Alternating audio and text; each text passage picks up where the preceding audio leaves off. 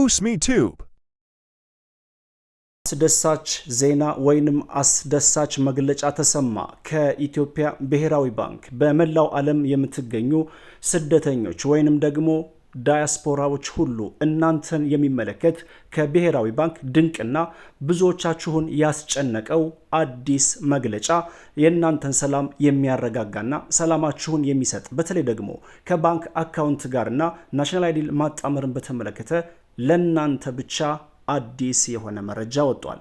አሰላሙ አለይኩም ወራህመቱላሂ ወበረካቱ። ውድና የተከበራችሁ የኡስሚ ዩቲዩብ ቻናል ቤተሰቦች አድማጭ ተመልካቾቻችን ከያላችሁበት ቦታ ሰላም መልካሙን እየተመኘው የባንክ አካውንትን ከናሽናል አይዲ ማጣመርን በተመለከተ በተለያየ ዓለም ሀገራት ሆናችሁ የባንክ አካውንታችሁን ከናሽናል አይዲ ጋር ያላጣመራችሁ፣ ናሽናል አይዲ ኖራችሁ ያላጣመራችሁ አንድ፣ ሁለተኛም ደግሞ ናሽናል አይዲ ሙሉ በሙሉ ሳታወጡ ያላጣመራችሁ ሁሉም በሚባል ደረጃ የባንክ አካውንታችሁ ታግዷል። ይሄም እንግዲህ ማንቀሳቀስ አይቻልም፣ ማለትም ወጪ ማድረግ አይቻልም፣ ገቢ ማድረግ ግን ይቻላል። አሁን ይህን በተመለከተ ብሔራዊ ባንክ አዲስ የሆነ መግለጫ ወጥቷል። መግለጫውን ሙሉን አብረን እናያለን። ባንክ ሂሳብን ከፋይዳ ቁጥር ጋር የማሳሰር ስራም ከታህሳስ 15 ቀን 2018 ጀምሮ ወይንም ደግሞ በነጮች አቆጣጠር ዲሴምበር 24 ጀምሮ በመላው ሀገሪቱ በሚገኙ ባንኮች ተግባራዊ በመደረግ ላይ መሆኑም ይታወቃል።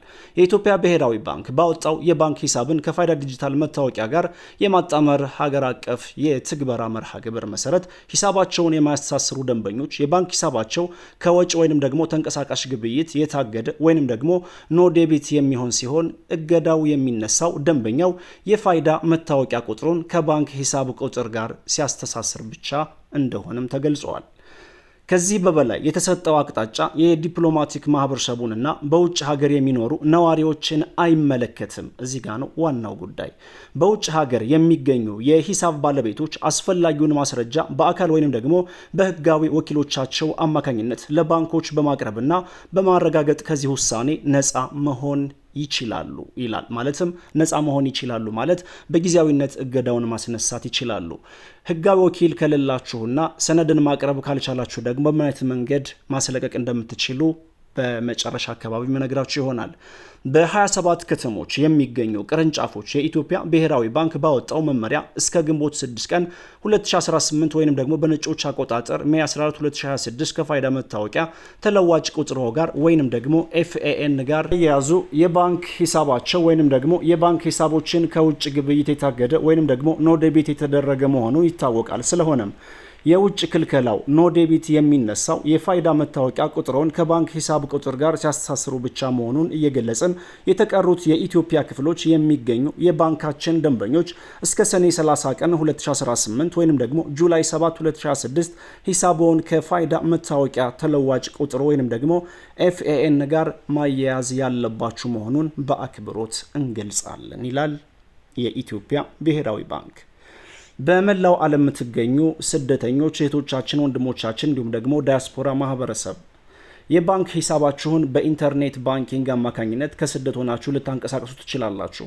በአሁኑ ሰዓት ግን ተገድቧል ወይንም ደግሞ ታግዷል። ማንቀሳቀስ አትችሉም። ማንቀሳቀስ ትችሉ ዘንድ አንደኛ በህጋዊ ወኪሎቻችሁ በኩል ሰነድን በማቅረብ እንዲለቀቅ ወይንም ደግሞ በጊዜያዊነት እገዳው እንዲነሳ ማድረግ ትችላላችሁ። እዚህም በተጨማሪ በዛሬው ዕለት አንድ ከእጄ የሚገኝ መረጃ ሁሉም ባንኮች የየራሳቸውን ስልክ ቁጥርና ኢሜይል እያስቀመጡ ይገኛሉ። በዛ አማካኝነት ደውላችሁ ሙሉ መረጃ ሰጣችሁ ባንኩ የሚጠይቃችሁን ሙሉ መስፈርት ስታሟሉ ይለቀቅላችኋል የሚል መረጃ ከጄ ይገኛል። ይህም ለምሳሌ ያክል በአሁኑ ሰዓት ከጄ የሚገኘው መረጃ ከአቢሲኒያ ባንክ የወጣ አንድ መግለጫ አለ። ይህም በተለያየ ዓለም ሀገራት ለምትገኙ የአቢሲኒያ ባንክ ደንበኞች በስልክ ቁጥር በመደወል ማሳሰር እንደምትችሉ የሚገልጽና የሚያትት መረጃ ከጄ ይገኛል። አብረን እንመልከተው እስኪ።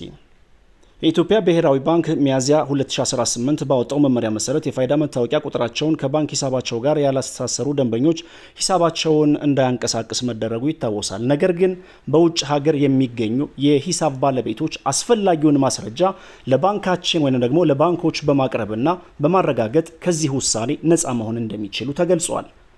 ባንካችን ይህንን ተከትሎ በውጭ ሀገር ለሚገኙ ውድ ደንበኞቹ የተቀላጠፈ አገልግሎት ለመስጠት ወይም በመስጠት ላይ ይገኛል። ስለሆነም እርስዎ ከሚኖሩበት ሀገር ሆነው አገልግሎቱን ለማግኘት የደንበኞችን አገልግሎት ማዕከል መደወል ይችላሉ። 251 111 130000 በመደወል አገልግሎቱን ማግኘት ትችላላችሁ ይላል አቢሲኒያ ባንክ።